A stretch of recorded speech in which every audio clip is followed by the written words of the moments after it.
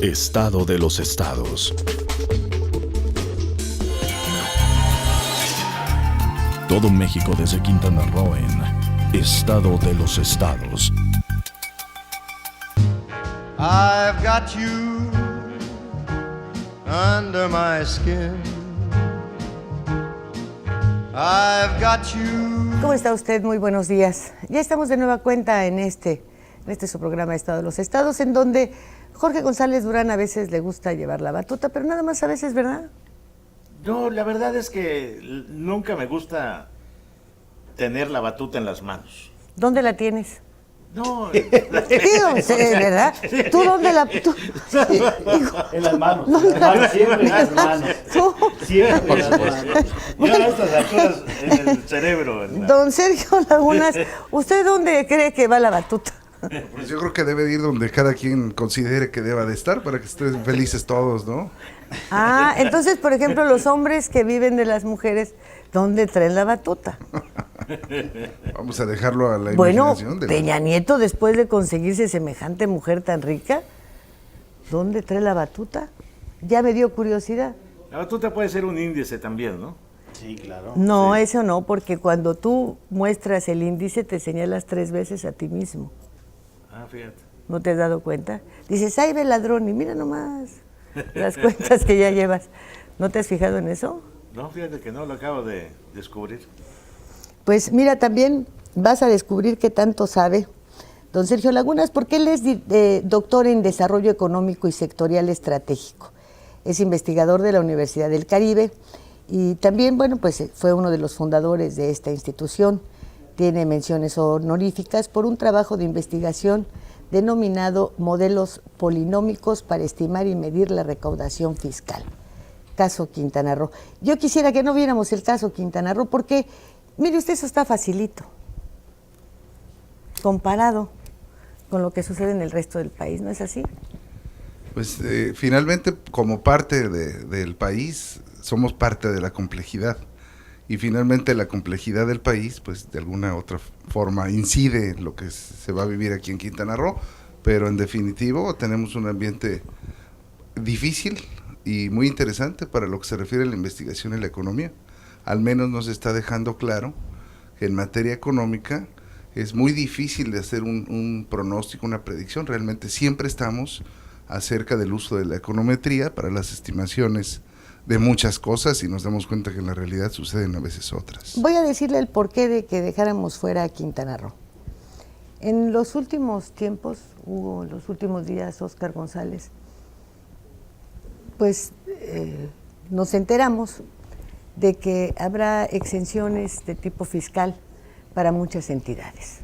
Unas que porque si tienen la guerra contra el narco, otras porque necesitan apoyos extraordinarios para recuperar credibilidad en la seguridad y con ello mayores inversiones, otras porque tendrán incentivos fiscales empresarios y comerciantes de toda índole, hasta llegar a cuando antier, hace una semana, que bueno, hasta el cobro de la autopista lo puedes bajar a la mitad y después bajar a la mitad de la mitad. Y pues si te ves en la necesidad, me supongo que hacerlo gratis. Pero nadie habló... Que se pueden disminuir, rebajar los impuestos. Sí, pero a partir de 2016, ¿no? Y ya veremos, a ver si vive, ¿no? Para eso. O sea, ya lo de ahorita. Pero, ¿por qué Quintana Roo fuera? Bueno, pues porque nos han dejado fuera. La homologación del IVA, sabían perfectamente bien todo el daño que se causaba en las zonas fronterizas del país. No les importó. Sabían muy bien que sacaban hasta con riesgo de un mercado de competencia turística por el incremento en los próximos paquetes. No les importó. Es un estado que depende de una sola rama como vértice de su economía. La cuestión de y no les ha las importado. tarifas de luz, que sí. no nos incluyeron en la zona económica. Así es. Tenemos una sola línea económica como estructura, como base de la estructura económica de la entidad, y no les ha importado ofrecerles estímulos para avicultores, para porcicultores, para quienes nos han demostrado, teniendo las mismas temperaturas que nosotros, que pueden tenerse y criarse toda esa serie de animales y de alimentos en este estado. Entonces estamos fuera. ¿Para qué hablamos de las cuestiones fiscales de Quintana Roo si lo único que hacen es recaudar? Mira, pero ahondando el tema, Lilia, con este anuncio de las zonas económicas especiales que van a hacer, pues además le ponen un golpe a la propia Suprema Corte de Justicia de la Nación, que rechazó los amparos que hicieron los diputados del PAN para pelear lo de la homologación del IVA en la zona norte del país, y que dijeron que en este país no podía haber zonas especiales y que todos los mexicanos éramos iguales, y ahora resulta que no. O sea, es una contradicción en la que entran ellos mismos. Pero no la Suprema Corte, a la Constitución, que es la que dice a la Constitución que y a la Corte Constitucional y a la misma Corte. No hace un año acaba de sentenciar inválidos, rechazando el amparo de la Diputación panista, o de los panistas del norte que hicieron esa, y ahorita resulta que el propio gobierno dice, no, pues sí, es que sí se pueden hacer zonas económicas especiales, cuando ese fue su principal argumento para homologar el IVA y de repente yo no sé si estas zonas económicas especiales es porque están en manos de gobernadores de la oposición unas, y otras ya fueron tomadas, como es el caso de Tamaulipas o el caso de Michoacán. Entonces, de ahí nace el por qué le decía yo, dejamos a Quintana Roo a un lado. Bueno, pues porque estamos hechos. Da la impresión de que el éxito de Quintana Roo es su peor enemigo. Pues realmente la federación obtiene importantes recursos de este estado. Hasta el horario nos cambian, ¿no? Así es. Aquí la cuestión es netamente económica para el gobierno federal. Por motivos económicos. Realmente el estado de excepción es Quintana Roo, junto con Baja California y algunos otros, Aguascalientes, muy exitoso en las exportaciones automotrices, que no están siendo considerados para esto. Automotriz. Bueno, finalmente se exporta. Son dos cosas. Pero sí, fíjate que yo quiero, antes de escuchar la voz de ustedes y de nuestro invitado, decirles antes una cosa. Yo pensé que no iba a haber cambio, que ya no iba a haber ningún cambio. Y sí vino el cambio de horario en el estado. Es el cambio que tan esperado. Y sí hay un cambio. Quien diga que no, está equivocado. Sí, fíjate que Larry también cambió. Mira, antes era machín y mira, ya hubo un cambio. Ahora es más machín. Pues sin duda es un tema interesante y es apasionante, diría yo. Hay que revisar la historia de todo esto. Aunque no sepamos sumar. Es importante. No, yo creo que todos de alguna forma tenemos conocimiento de este asunto. Hasta el 79 las entidades tenían un impuesto a las actividades mercantiles. A partir del 80 entra en el Sistema Nacional de Coordinación Fiscal. Digo, para platicar un poquito del IVA, ¿no? Y la historia del porqué de las regiones y la homologación y todas estas cosas. Del 80 hacia acá, las entidades empiezan a decidir si entran al Sistema Nacional de Coordinación Fiscal, para que en lugar de que se quedaran ya con ese impuesto a las actividades mercantiles, directamente los estados pasaran a competencia de la federación vía impuesto al valor agregado. Es decir, deja de existir aquel y empieza el IVA. Y posteriormente en el IVA nos empezamos a dar cuenta de algunas situaciones, concretamente lo que ocurría en la frontera norte, el consumo hacia el otro país, porque es muy fácil, cualquier persona que tiene su tarjeta de habitante de la región fronteriza, poder consumir el mandado, el vestido, etcétera, regular, y regresar a territorio nacional. Muchos de estos factores influyeron para que existiera la región y la franja fronteriza, y la ley del IVA albergó hasta antes de esta última reforma fiscal estas definiciones de la región y de la franja. Esto también se extrapoló también a la parte sur, y por supuesto se incluyó a todo el estado de Baja California Sur y a todo el estado de Quintana Roo hasta antes de esta reforma. El espíritu precisamente era poder tener un nivel de competitividad en frontera mucho más fuerte que lo que pudiéramos haber tenido con un impuesto mucho más alto. Lo que pasa es que esto viene también emparejado con algo que los economistas, por ejemplo, como Parkin, es un economista muy conocido, contemporáneo, existen retrasos en materia económica. ¿Qué ha hecho ese señor en bien de la sociedad en general? Por ejemplo, lo que les voy a comentar ahorita, él identifica tres cosas que México las vive, y que es el momento de decir, bueno, este señor planteaba un aspecto teórico que aquí se está dando y hay que darnos cuenta. Primero es el retraso de la necesidad, de qué es lo que necesito adecuar en las leyes de acuerdo a lo que está ocurriendo en materia económica para poder soportar empleo, generar más producción, etcétera. Y luego viene el retraso legislativo.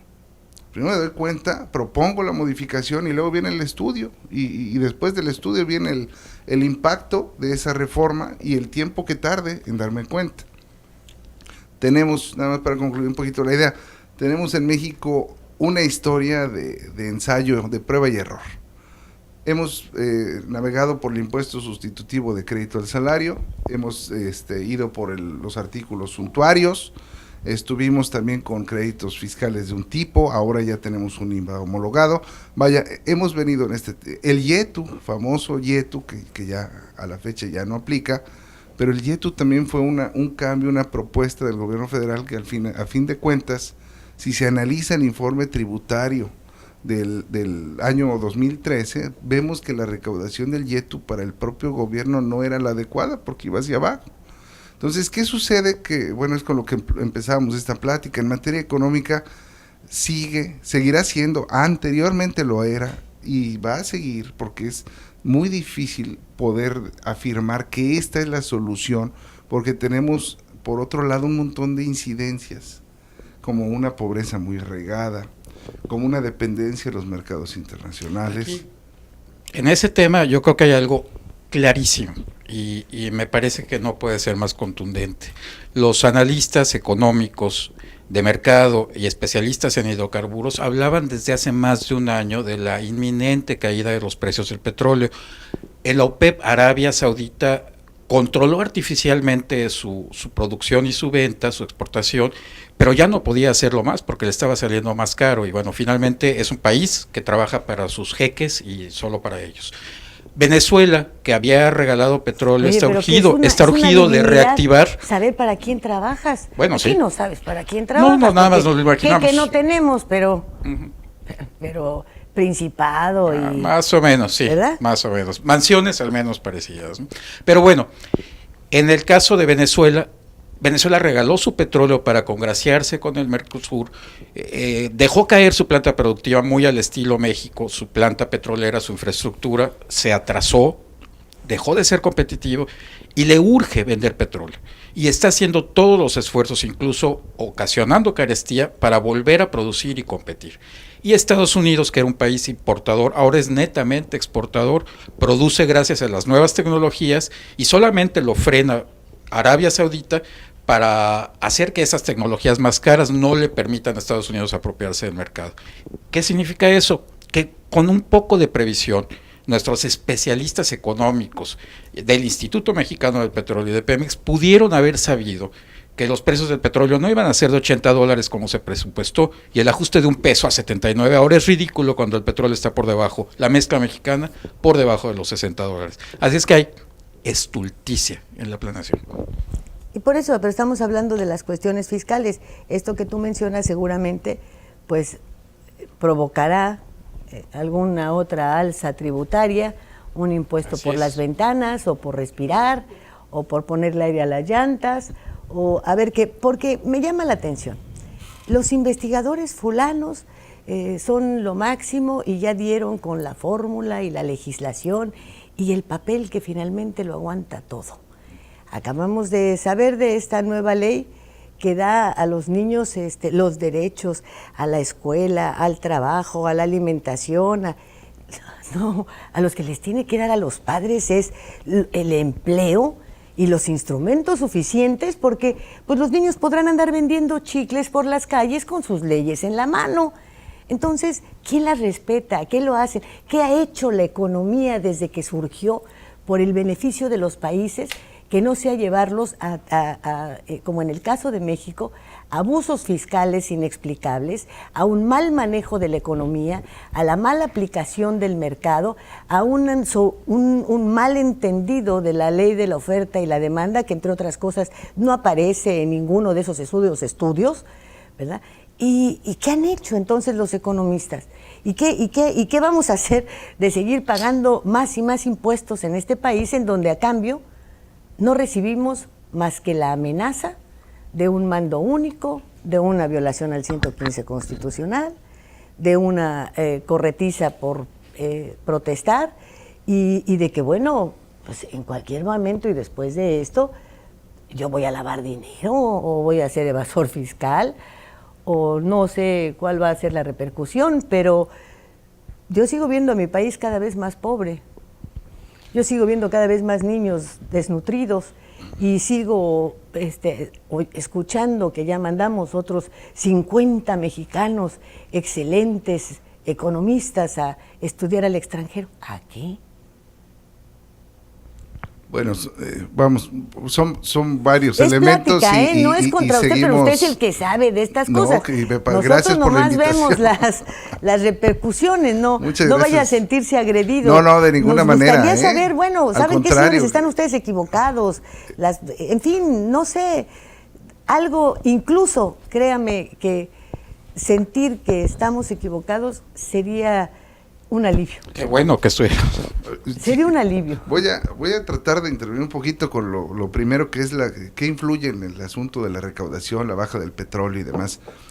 Todo México, concretamente, tenemos la política fiscal y de ella se derivan dos grandes situaciones: la ley de ingresos y el presupuesto de egresos de la Federación.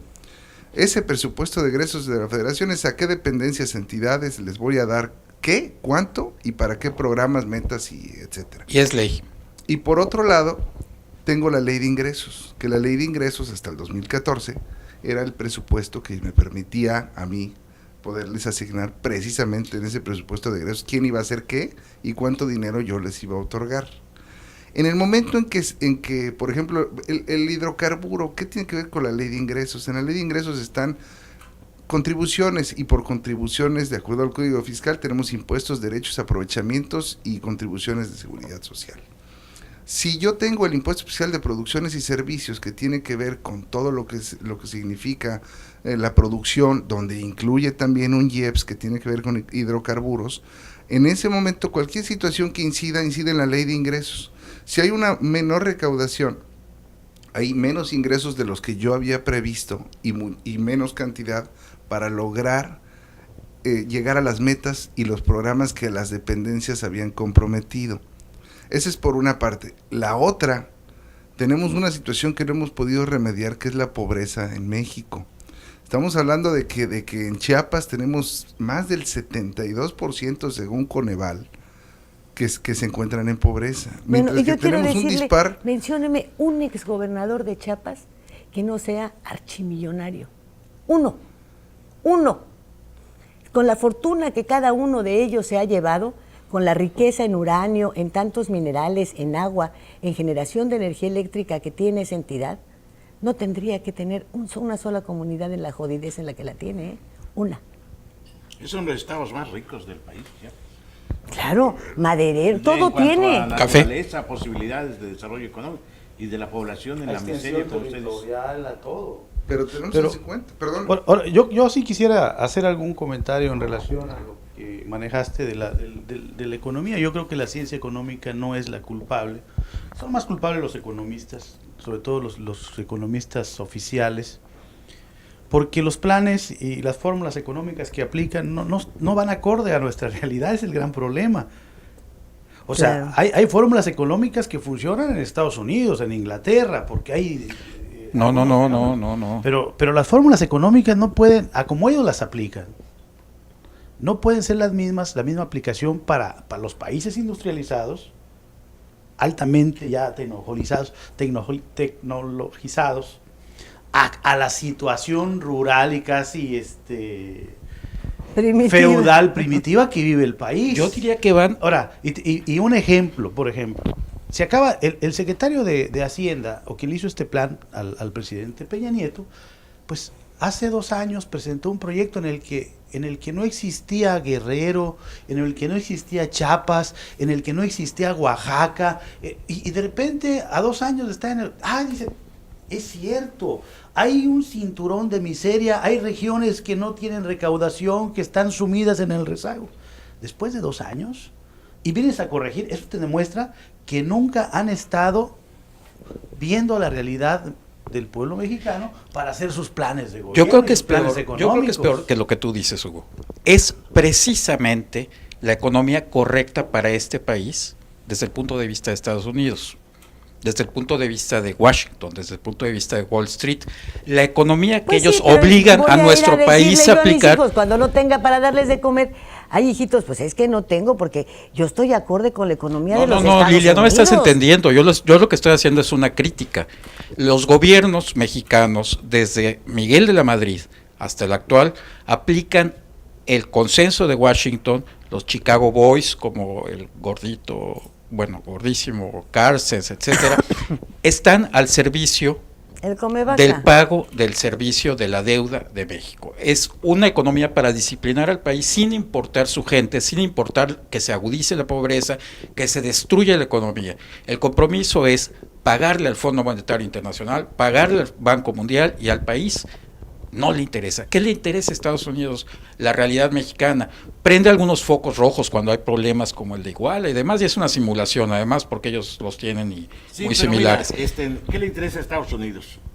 Yo no voy a defender la política estadounidense, pero creo que nos debe quedar claro que lo que le interesa a Estados Unidos es Estados Unidos.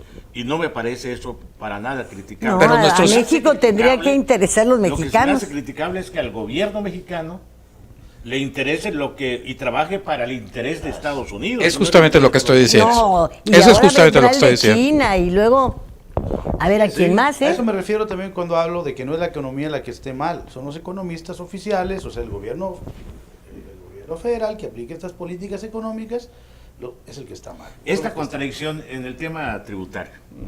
Ayer la Secretaría de Hacienda o el Sistema de Administración Tributaria, el SAT, dio marcha atrás, pospuso la obligación de presentar la contabilidad electrónica que iba a empezar a funcionar en enero. ¿Por qué? Y la pospusieron, que va a entrar a funcionar hasta el 2016. ¿Por qué? Porque se dieron cuenta, como dice Hugo, después de 2 años, de que el país, la mayor parte de los contribuyentes, no están preparados para eso, que no tienen computadora, que no tienen acceso, en fin, y dijeron, no estamos, pero tampoco el SAT está preparado, que no tiene listas las plataformas para recibir esta contabilidad. Entonces, ¿de qué se trata? ¿Se dan cuenta? Están descubriendo al país. Por eso, no sé cuánto tiempo se aferran, pese a que hay comentarios de personas que a lo mejor no tenemos para ellos los suficientes premios internacionales o estamos galardonados para hacer una crítica. Somos simples ciudadanos que vivimos las consecuencias de sus acciones o de sus reacciones. Contigo he tenido verdaderos enfrentamientos por el uso de la tecnología, no porque esté en contra de ella. Pero ¿qué pasa cuando usted no está preparado con inversiones, con otras empresas, con otros campos de trabajo y acepta que los bancos cambien o despidan al 50% de sus empleados y sean sustituidos por cajeros electrónicos? Yo no me opongo a los cajeros electrónicos. Lo que no puedo concebir es que el gobierno no piense qué voy a hacer con 20,000 empleados en la calle que saben leer, escribir, que estuvieron a punto de concluir una profesión, que tienen un nivel de estándar de vida medio. ¿Qué voy a hacer con ellos? ¿A dónde los voy a acomodar si no he generado un solo empleo más? No, si quieres hacer usted con los miles de policías municipales que vas a despedir, quitas más. a los chamacos que cobraban en los estacionamientos. La inmensa mayoría de esos chamacos utilizaba esas facilidades de turnos de 24 horas para poder tener ingresos y pagarse una escuela. Ya los lanzaste a que abandonen estudios, a que abandonen todo. No estabas preparado para darles... Resulta que descubres que en el Distrito Federal los franeleros se llevan casi 400 millones de pesos al año acomodando coches. Entonces pones parquímetros y haces el negocio para un privado y se lo das al señor Azcárraga muerto de la risa y dejas cuántas familias que comen del que acomoda el coche. Ese es nuestro país. En nuestro país no puedes presentar tus declaraciones, ni el señor de la tiendita puede ir a hacer una declaración de impuestos como estos señores la pretenden, porque a veces no sabe leer. Y algo muy importante, ¿no? Porque estaría que hay que según la ley está la posibilidad de que las personas que obtienen menos de 4 millones de pesos de ingresos al año, vayan a las oficinas del SAT a pedir que los asesoren para pagar sus impuestos.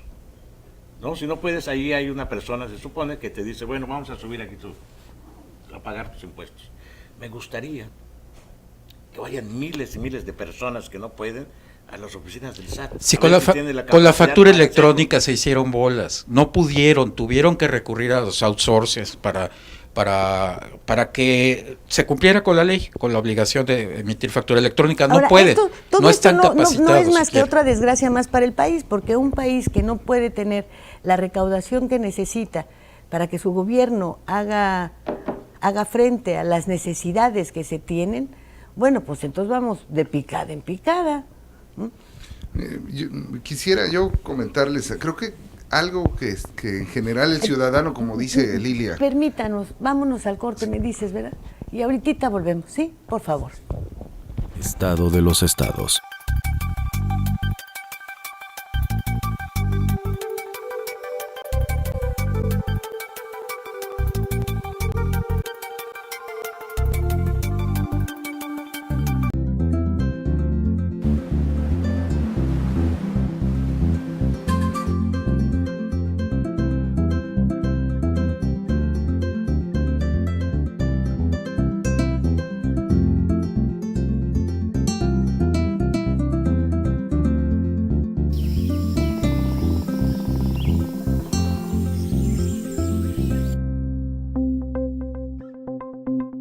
Quintana Roo vive.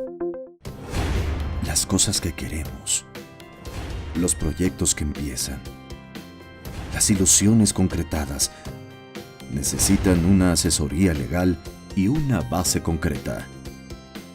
Notaría 64. Respaldamos tus actos legalmente.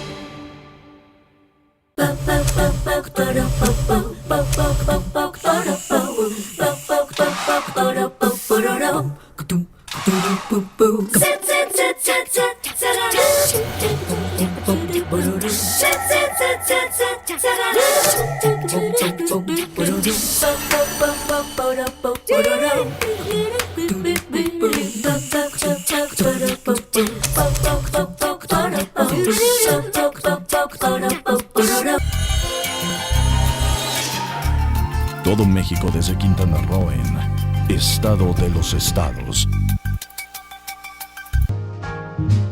I've got you. Ahora sí viene su respuesta de corridito. Bueno, me parece que lo que hay que conocer bien, y el país conocer bien y hacer mucha conciencia, es quiénes son los contribuyentes, porque ahí empieza el problema. Tenemos muchas leyes, muchos reglamentos, pero ¿quiénes son los contribuyentes? El 96% de los contribuyentes activos son personas físicas. Ya ahí te habla que las reformas que se deben de proponer y lo que deben de atender es a un 96% que son individuos, no son empresas. De ahí empieza lo delicado, porque de ese 96, la mayor parte es asalariado. Luego entonces la reforma y la recaudación está en un 96% amarrada a personas físicas que, de acuerdo al Servicio de Administración Tributaria, son los contribuyentes activos hoy por hoy, y solamente hay un 1%, que tenemos 1 punto y fracción de personas morales. Luego entonces, si hacemos sofisticadas las leyes de carácter federal en materia tributaria, pues debemos de atender cuál es la gran base de gentes que está registrada y realmente aporta una declaración referenciada, una declaración informativa de operaciones con terceros, pero la mayoría de los mexicanos ignoran esto. Estamos pensando que estamos en un padrón de contribuyentes activos que son la mayoría empresas, pero no hay más que ver el informe del propio SAT, que la mayoría son individuos, ¿no? Ahí empezamos con una situación muy, muy particular. Ahora, sí, porque nunca te van a generarle los mismos montos que te se generan tributa las diferente, empresas, claro. Línea, se tributa diferente. Y aquí la reflexión viene en este sentido, ¿no? ¿Qué vamos como país a idear en un plan? Porque el SAT, como decíamos, Estados Unidos trabaja para Estados Unidos, el SAT trabaja y está siendo eficiente. El SAT, hoy por hoy, por ejemplo, recauda de actos de fiscalización una cantidad mucho mayor que en años anteriores, y con un costo que no llega ni siquiera al 4% de todo lo que recauda. Es decir, le sale muy provechoso, porque los sistemas ha trabajado bien, está automatizado, tiene bien identificados a esa gran base de contribuyentes. Pues imagínense, si estamos hablando que el 96 son personas físicas, y de ese la mayor parte son asalariados, están perfectamente bien ubicados por patrón, por declaración, por pago avisado por quincena. Los cautivos. Se ha incrementado, porque se incrementó la base tributaria, pero se incrementó con el ofrecimiento nuevamente de las personas físicas a que se incorporaran. Pero nuevamente estamos hablando de ese aspecto, siguen siendo personas físicas. Y esto no es de extrañar, esto tiene que ver con los reportes de la Secretaría de Economía. La verdad es que las empresas tienen una vida corta. Las pequeñas, las microempresas tienen una vida muy corta. Y tiene que ver también que muchos de los que ya se incorporaron a un comercio que fue informal y que decidieron registrarse y pagarse correctamente, son profesionistas. No es el tendero de antes, ¿no? Accesible para pagar impuestos. Es que profesionista es ahora el tendero. Sí, es que antes el tendero tenía otra preparación. Hoy, frente al desempleo, tanta gente tuvo que montar su propio negocito o hacer sus propios ingresos, pero son profesionistas que además están ciertos de que tenemos que pagar impuestos. Yo creo que los mexicanos no somos tramposos, tampoco somos evasores fiscales, y lo que hacemos de reclamar que a cambio de los impuestos que paguemos tengamos servicios de salud, tengamos servicios educativos correctos, las aulas de las escuelas, en efecto, el gobierno se encargue del mantenimiento, que no nos engañen con seguros como los populares que carecen de infraestructura propia y que solamente han venido a multiplicar las carencias de los servicios que ya existían. Facilidades para pagar impuestos. Pero eso es aparte. Pero a cambio tienes que recibir algo. Nosotros no recibimos nada. ¿Qué recibimos? ¿El informe de la Casa Blanca? ¿Qué recibimos? ¿Que Hinojosa puede hacer los mejores negocios? ¿Qué recibimos? Que hay que pagarles a los chinos no sé cuántos millones de pesos de indemnización. Jalones 18. de orejas de la OCDE, ¿cuál estamos en los últimos lugares? Entonces. ¿Para eso? Porque el problema también radica en que, es cierto, hemos modernizado nuestro sistema de recaudación fiscal, fiscalizamos perfectamente, o no lo ideal, pero ya mejor que antes, a los ciudadanos, a todos, y los metemos a todos. ¿Y qué hay con la fiscalización del gasto de esos recursos? Es ahí donde se le debe al pueblo de México. Por eso las casas blancas, por eso toda esta corrupción que hay, y por eso a veces la reticencia de muchos ciudadanos a pagar impuestos, porque no se cree que esos impuestos vayan a ser bien empleados, porque no hay una fiscalización tal y como se aplica en el SAT, de parte del gobierno hacia la sociedad. O sea, el gobierno sí nos fiscaliza a nosotros. Así es, con nada más. Así, pero si tú pides una explicación, entonces se indignan. A ver, ¿cómo ejercieron este gasto? ¿Cómo ejercieron esto? Bueno, es ahí donde está la principal falla de nuestra Bueno, economía, ahora dicen que ya recurso, con todas estas reformas que a la Auditoría Superior de la Federación le van a dar mayor facultades. Le podrán dar las facultades que quieran, mientras no le den dientes y no sean el conducto para hacer denuncias que tengan validez frente al Ministerio Público. Eso no sirve para nada, porque además son los únicos que tienen las pruebas en la mano y son a los únicos que no les permiten denunciar. Para ver, vamos a escuchar aquí al doctor en economía. Pues aquí lo difícil, lo que va a costar mucho trabajo es que va a llegar un momento que va a ser tan bien hecho el trabajo del Servicio de Administración Tributaria, que va a ser tan automático y tan preciso, pero ya no se va a lograr una mayor recaudación, porque mientras no se empiece a generar el detonante para el desarrollo de la economía, que es la microempresa, va a llegar un momento que todos estemos de una u otra forma ligados al padrón activo de contribuyentes. y vamos a estar reportados y vamos a estar, vaya, ustedes han tramitado su firma electrónica y demás, ¿no? Iris del ojo, etcétera. Todo esto, además, imagínense qué va a suceder cuando ya todo el mundo esté inscrito, de dónde más se van a obtener recursos si no hay creación de empresas. Sí. Ya no se va a poder aumentar el porcentaje de la recaudación con respecto al Producto Interno Bruto, sería prácticamente imposible, porque ya te terminaste con la base. Además, la cuidas bien, la identificas bien, recibes los impuestos en orden, pero ¿y lo demás qué sigue? Porque entonces vamos a mantener todavía un promedio inferior como lo tenemos actualmente por el número 20 de los 34 países de la OCDE en el promedio de recaudación con respecto al PIB. A eso me iba a referir. Entonces vamos a llegar, vuelvo a lo mismo, ese es el punto de preocuparse, porque la base se está auditando bien, se está revisando bien, pero ya no hay más. ¿Qué hacer? Muchos contribuyentes cautivos, pero sin nada que declarar, como dirían en la televisión. No hay economía, Bueno, no está funcionando, le se sumamos. carga toda la fiscalización a estos contribuyentes cautivos. Las grandes empresas siguen teniendo enormes beneficios fiscales que no significan evasión, sino permisión. Bueno, ahí lo que dices, nada más en el reporte. Dentro de los actos de fiscalización, más de la mitad corresponde a los grandes contribuyentes, ¿eh? O sea, es importante mencionarlo. No es que se esté presionando constantemente nada más a la persona, no. A la persona física se ha hecho ágil. Te llega el correo electrónico, incluso te llega el mensaje del celular, te invito, te exhorto, presente, hazlo. Pero la recaudación por actos de fiscalización a grandes contribuyentes es mucho más importante. Eso también hay que decirlo. No es necesariamente correspondiente al número de personas físicas registradas con el importe de la recaudación obtenida. Perdón. Pero son muchísimos más elevados los montos que hacen para condonaciones, y condonaciones de las cuales no le dan explicaciones absolutamente a nadie. La condonación hecha, por ejemplo, a Televisa fue por varios miles de millones de pesos, y eso significa a Walmart. ¿En dónde queda todo ese dinero? ¿Quién? Está bien, tienen una facultad para poder hacer quitas de multas, de muchas otras, pero condonaciones con estos volúmenes, a sabiendas de la necesidad que por fin descubrieron existen en varias entidades, ¿es válida? ¿Es válida? Porque incluso yo tampoco invalidaría el que tengas 5 años de retraso de no pagar impuestos, o 4, o no los hubieses pagado correctamente. Tal vez puedan eliminarte las multas, pero no tienen por qué hacer ningún trato contigo preferencial si el resto de los mexicanos lo ha pagado. Entonces, o sea, tendríamos que ser parejos, no podemos hablar de que, ay, bueno, cuando me toque a mí sí, qué bueno que me los condonaron.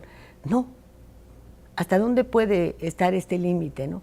Y tiene que existir, y yo creo que se tiene que poner, porque frecuentemente estamos escuchando miles y miles que les fueron condonados a 60 empresas, a 20 empresas, hasta el escándalo mayúsculo de esta televisora.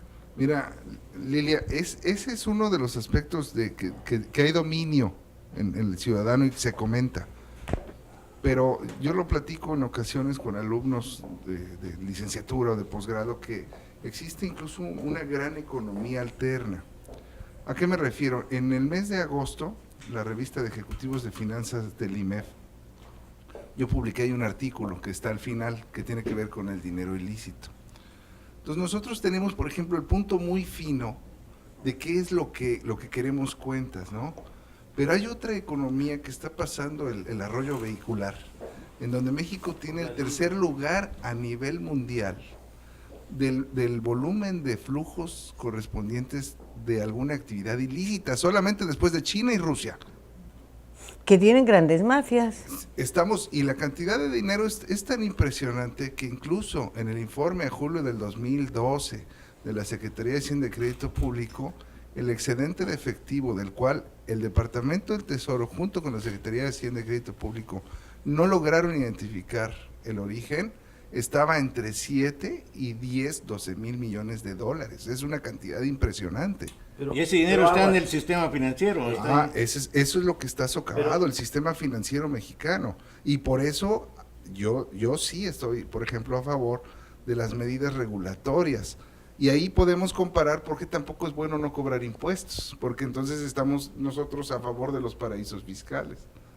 Es todo un tema de reflexión, no nos da la entrevista del día de hoy, porque necesitamos tener una para abordar los paraísos fiscales y las corrientes del recurso de procedencia ilícita, y entonces se trata de entender un panorama general a nivel internacional de cómo fluyen todas estas cosas. Pues Pero sí, además, porque eso 10 no es nada. Si solamente Guerrero con amapola produce 31,000 millones de dólares anuales, bueno, pues en algún lugar tiene que estar. Si Forbes identificó al Chapo con una fortuna determinada, ¿sabe cuáles son sus empresas o nomás inventa? No, pero no tiene nada más que ver con narcotráfico, no, esto es economía pura, porque al hacer uso de paraísos fiscales, no estamos hablando nada más del crimen organizado, estamos hablando incluso de permisibilidades en estados no incorporados que pertenecen a unos estados que permite que existan estas islas donde no hay impuesto. De hecho, es un tema que... Aquí no había impuesto, pues ahí estaba en Reforma, un lavadero sabroso y... No me diga que no, pues no había nada. No, las minas, ¿cuántos años llevan? Llevándose oro, plata, cobre, minerales, todo, sin dejar un peso de impuesto. Hasta ahora que les pusieron el 10 y lloraron, cuando el 10 es la tasa mundial más baja que existe, y ya saquearon todas nuestras tierras. ¿Y qué? No, y para eso no hubo SAT. Y el otro tema No, es... para eso no hubo fiscalización. No, y el otro tema es el de la corrupción, o sea, todo el dinero que es producto de la corrupción oficial, pues es un dinero que no se está registrado en la economía formal. Bueno, Es ahí donde hay grandes excedentes también de recursos. hay muchos excedentes y hay esfuerzos muy grandes que desde hace tiempo es toda una plática, pero México forma parte, y esta nueva ley, la nueva ley federal para identificar y prevenir operaciones con recursos de procedencia ilícita, así se llama técnicamente, es una ley que tardó pues más de 10 años en México en llegar. Porque primero todos los delitos que tenían que ver con la procedencia ilícita pasaron a ser parte del Código Fiscal, después los pasaron al 400 bis del Código Penal, y después de todos estos años llega la ley especializada, pero sí se está haciendo labor. En estos foros hemos tenido a los especialistas de Deloitte en esta rama, sobre todo en lo que se refiere al lavado de dinero del crimen de la delincuencia organizada. Nos hablaban de la inscripción de 70 países y pues con el señalamiento de que en México se quisieron ver más papistas que el Papa, estaban ocasionando severas fracturas dentro de la economía, entre otras con su prohibición y limitación de la venta en dólares en zonas que como esta reciben cruceros, se hacen muchas compras en efectivo en dólares, y finalmente para decirnos que ha sido un fracaso, que es una gran mentira, que ningún país ni quiere ni pretende, y parece que en ocasiones ni siquiera puede evitar este tipo de ingresos porque, pues como en el caso de Estados Unidos, es el tercero, si no es que el segundo pilar de su economía, y lo que les permite los ingresos más grandes. Si hacemos cálculos así rapiditos de los casi 30 millones de consumidores de drogas que tienen, que consuman $2 diarios, que no es nada, al ser un cigarro de mota de la pésima calidad, ¿cuántos millones son diarios de dólares? ¿Cuánto es al mes? ¿Cuánto es al año? Y eso les sirve para prestarle a cualquier país y mantener un imperio. No lo van a erradicar. Y entonces son medidas que se utilizan para presionar otro tipo de conquistas en el resto de los países en el mundo. Pero ellos mismos confiesan que ha sido un fracaso. Y además, cuando los verdaderos lavadores de dinero son los que están en el poder, hombre. Claro. O sea, ¿cómo se va? O sea, están en el poder. Y hablamos de mafias delincuenciales y de la corrupción política como si fuesen dos cosas distintas. Los grandes políticos de este país y los grandes mafiosos se entrelazan. Es delincuencia organizada. Y a veces no sabemos organizada y debidamente localizada. Son los brazos armados de las mafias políticas. O sea, ¿cuándo se va a hacer eso? Hay todo este dinero. Ahora, en impuestos. ¿De quiénes son? En impuestos y en mi ludopatía. Claro, ¿Cómo vamos? Bueno, a mí me preocupa una cosa. Está bien analizar todo esto, nos oye entender la realidad. Pero ¿cómo vamos en el futuro inmediato?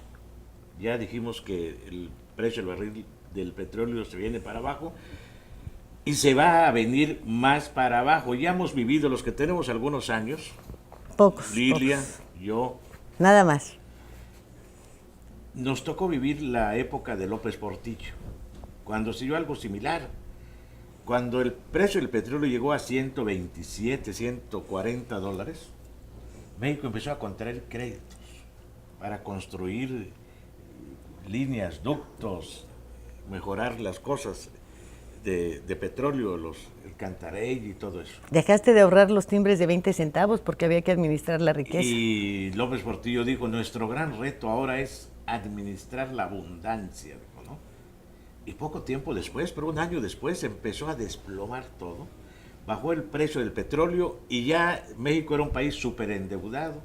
Y vino las grandes devaluaciones, la gran inflación y la debacle. Acabaron con la pesca, con las cooperativas camaroneras, con las cooperativas pesqueras, se fueron al petróleo. ¿Se podrá repetir este fenómeno? Porque está endeudado el país, ya sobreendeudado. En estos 2 años la deuda pública ha crecido mucho. El precio del petróleo se devalúa, se viene, el precio se devalúa, en fin. ¿Cuál es?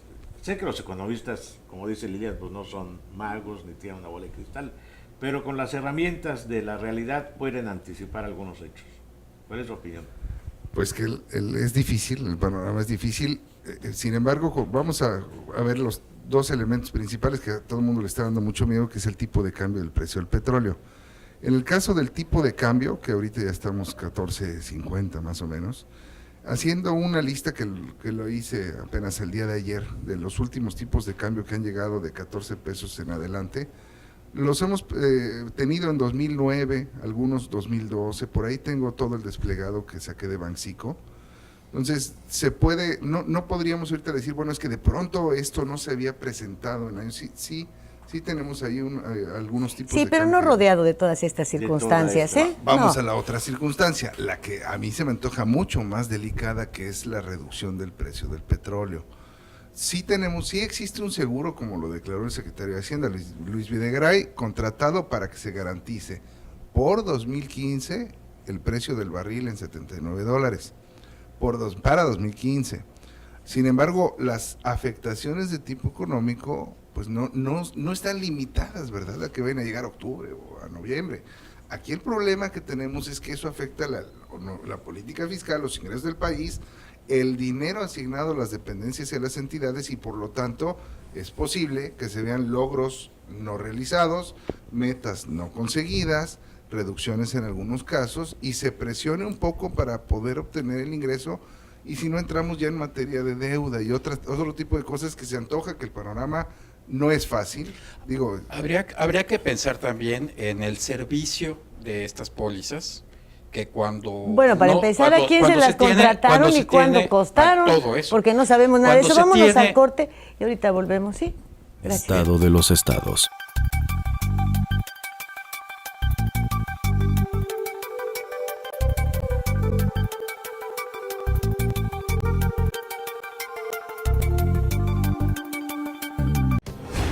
Las cosas que queremos, los proyectos que empiezan, las ilusiones concretadas, necesitan una asesoría legal y una base concreta. Notaría 64. Respaldamos tus actos legalmente. Mare Publicidad. Lleva tu mensaje a donde está la audiencia. Tenemos la mejor opción para publicitar marcas, productos y servicios. Contamos con 200 pantallas de alta definición en unidades de transporte urbano, instaladas estratégicamente para que todos los pasajeros puedan ver nuestra programación. Recorremos las principales rutas del centro y zona hotelera de Cancún y Playa del Carmen, ofreciendo un formato dinámico que se actualiza cada 24 horas y garantiza más de 80,000 impactos diarios. Forma parte de la innovación en publicidad. Anúnciate con nosotros. Mare Publicidad. Comunicación de alto impacto en el momento y lugar correcto.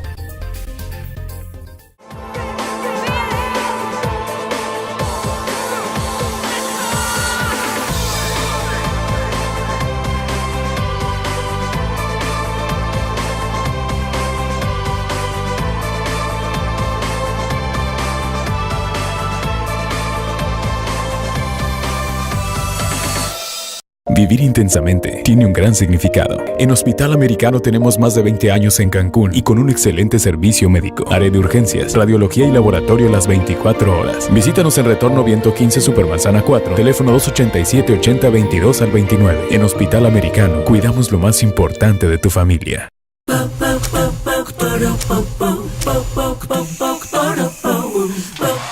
En Scissors encuentras la elegancia,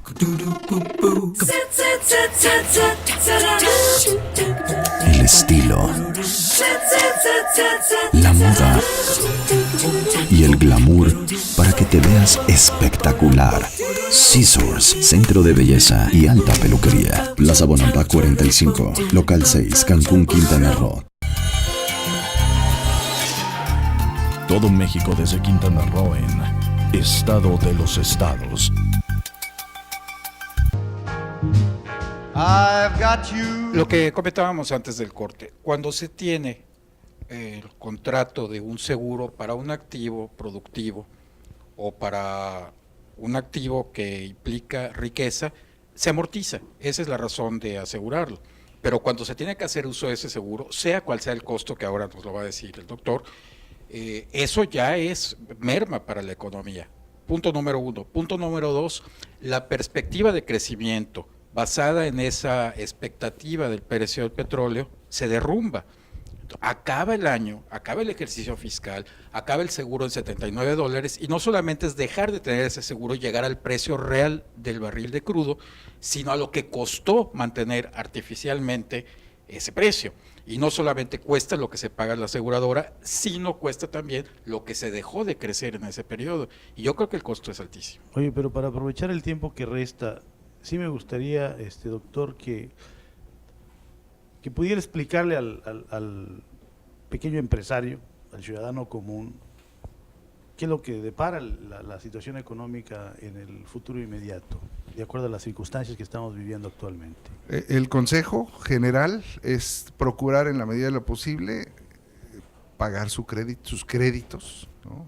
Es posible, lo vimos en 94, que de pronto no sé, se hacían impagables. Eso es un buen mexicano. Contratadas, creo que... No pague nada, primero garantice que en su casa coman 3 veces al día, que tengan los chamacos zapatos y escuela. Y cuando lo vayan a embargar, écheles una buena mentada de madre, ciérreles la puerta y váyase a un juzgado. 5 años, a ver si ya mientras si cambiaron. No, es un buen mexicano. Primero pague, eso es lo que ha también hundido al país. Primero pague los intereses, páguele al FMI, páguele a no sé qué, y deje a sus hijos sin comer.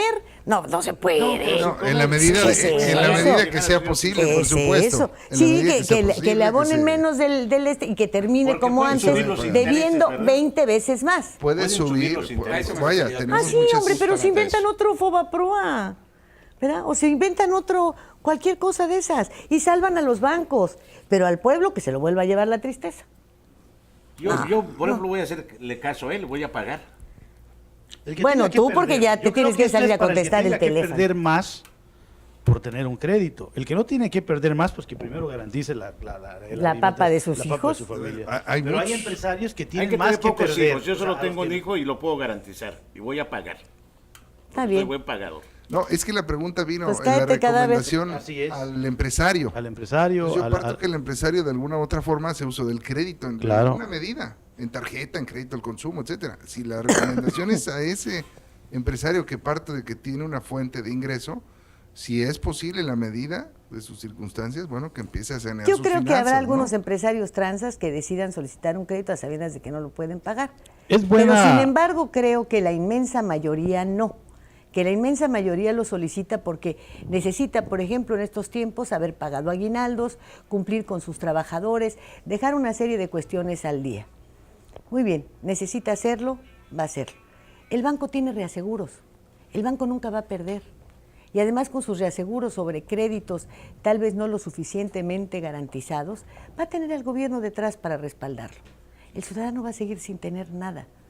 Tal vez cuando nos demuestren lo contrario, entonces habrá que hacer lo contrario. Bueno, pero aparte de pagar como una recomendación, ¿qué otra cosa? Cree que me van a llevar a la cárcel por decir cosas.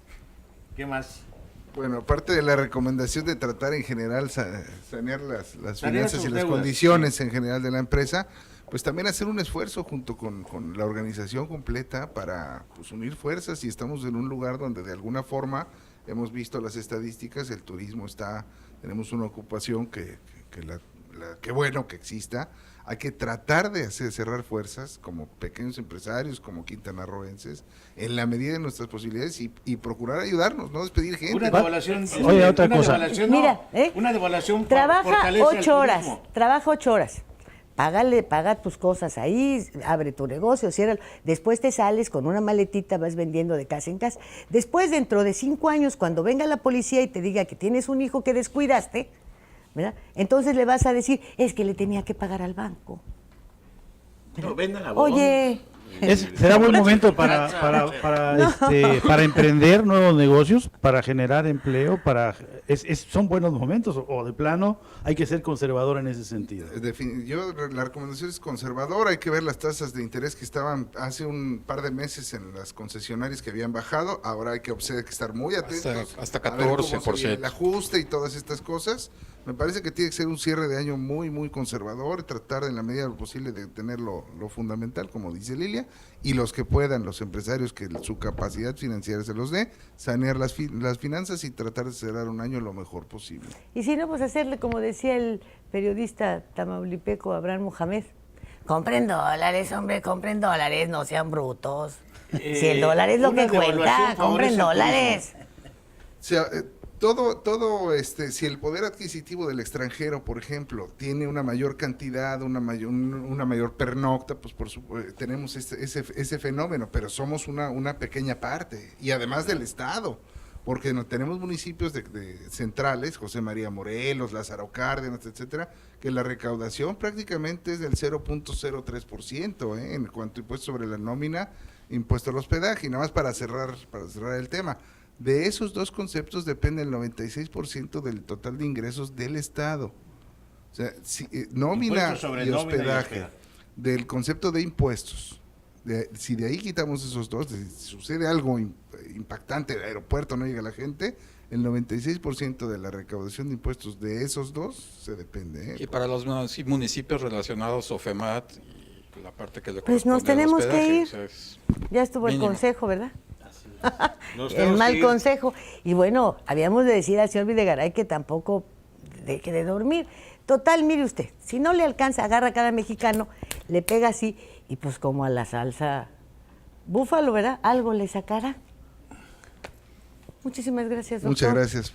Oiga, nos da una plática por ahí de febrero, a ver cómo acabó el año, cómo estuvo la cuesta de enero. Con mucho gusto, sí, cómo no. ¿Sí? Sí, ¿Aguanta usted? Aguanta. Bueno, trío de señores y la vieja ignorante que soy yo. No, para nada. Muchas gracias por venir. Señor, ¿me vas a llevar a desayunar? Por favor. Que pague. Yo voy a Ya pagar. está muy pagador. Está pagador, sí, ¿verdad? hay que aprovechar. Ay, sí que... Puede que se le acabe al Pero fin de año. mira, así lo bueno es que es el momento. vamos a Ya está pasar en a mi edad. oficina, acompáñenme a trabajar un rato, a Ya. que abran el bandoneón, Ya porque está. le gusta pagar bien. Es que ya está en edad ¿Qué de vamos a pagar. hacer a la panza? Vámonos al Ya bar. está en edad de ¿Quiere usted pagar. ir? ¿No tiene 2, 3 amigos que no hayan comido en los últimos días? Pero, por favor, no lo está viendo usted cómo tiene. Como nomás tiene un hijo. Hay que ser responsable. Sí, ¿verdad? Ay, por eso te quiero tanto, compadre. Hazte responsable de Gracias. los amigos. Gracias. Y de sus familias. With so much love be inside you.